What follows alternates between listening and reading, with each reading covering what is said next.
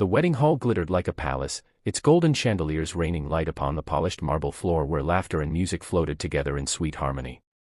Guests in elegant gowns and tuxedos filled the room, their conversations buzzing like bees around honey. At the far corner, however, sat a woman in silence, her presence as striking as it was isolating. Her name was Isabella Hart, a 32-year-old CEO who had built an empire from the ground up. She was powerful, wealthy, and stunning, her auburn curls spilling like fire over her white blazer dress, her eyes sharp yet softened by something unspoken.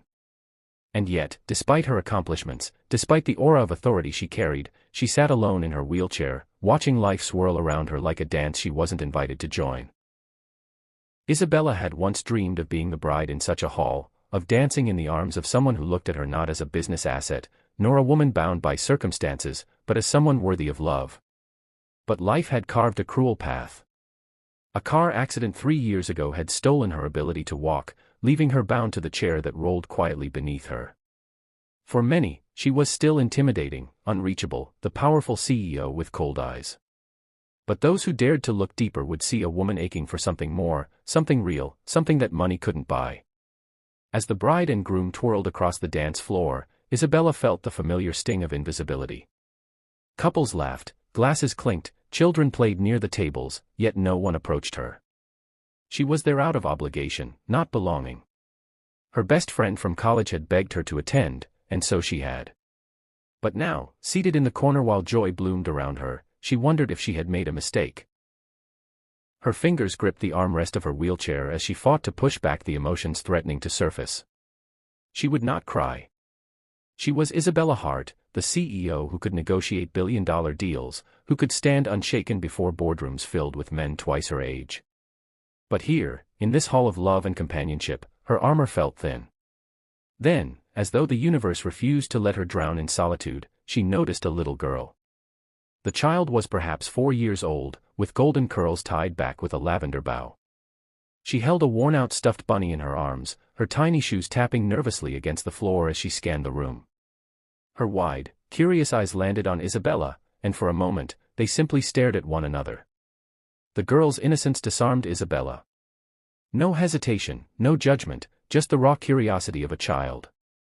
Slowly, the little one tugged on the hand of the man standing beside her. Isabella's gaze rose, and she saw him.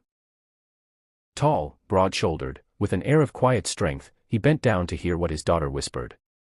His hair was neatly trimmed, his shirt sleeves rolled up, veins pressing against tanned skin as he held the little girl's hand. When he lifted his eyes, they met Isabella's, and for the first time all evening, she felt seen. Truly seen. The man guided his daughter forward, each step deliberate. Isabella's heartbeat quickened. People didn't usually approach her, not in social settings like this. Most kept their distance, unsure of how to treat her, unsure of whether to mention the chair or avoid it. But this man didn't falter. He stopped just a few feet away, his daughter clutching his hand. "Hi," he said warmly, his voice carrying both confidence and kindness. "I'm Daniel. And this little one," he glanced down at the child who was half hiding behind his leg, "is Lily. She wanted to come say hello." Lily peeked out, clutching her stuffed bunny tighter. "You're really pretty," she whispered shyly, her cheeks turning pink. The words caught Isabella off guard. For a moment, she forgot the hall, the loneliness, even her chair. She smiled, genuinely, softly, the kind of smile she hadn't worn in a long time. "Thank you, sweetheart," she said, her voice gentle. "And you are very brave to come over and say that." Daniel's eyes softened as he watched the exchange. "We noticed you sitting here alone," he said after a pause, his tone careful, respectful. "I didn't want to intrude, but weddings are too joyful to spend them in silence. May we join you?" Isabella hesitated. She had been conditioned to guard her space, to keep people at arm's length. But something about Daniel, his grounded presence, the way he let Lily take the lead, the way his words carried no pity, only sincerity, made her nod. "Of course," she said. They pulled 2 chairs closer, Lily immediately climbing into one while still hugging her bunny. Daniel sat beside her, leaning forward, elbows resting on his knees. The energy shifted. Suddenly, Isabella was no longer a lonely figure in the corner. She was part of something, a small, unexpected circle of warmth. Lily swung her legs, humming quietly to herself, before blurting out, "Daddy, can she be our date too?"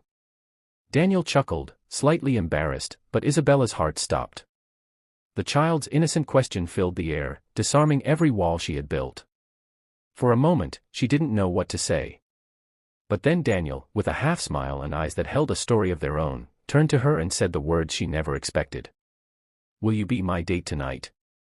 The hall seemed to pause. The chandeliers sparkled brighter, the laughter dimmed, and Isabella felt the weight of every eye that had once ignored her. Her instinct was to decline, to retreat behind her armor. But the sincerity in his gaze, the innocence in Lily's request, and the deep yearning in her own heart collided. Her lips curved into a trembling smile. "I'd like that," she whispered. And in that moment, the night shifted. This is the opening of Chapter 1. The full chapter will continue to unfold into about 5,000 words, detailing Isabella's guarded emotions, Daniel's backstory as a struggling single dad, how others at the wedding perceive them, and how a simple act of kindness begins to transform Isabella's view of love and belonging. The chapter will close with a powerful emotional beat where Isabella feels hope stir for the first time in years.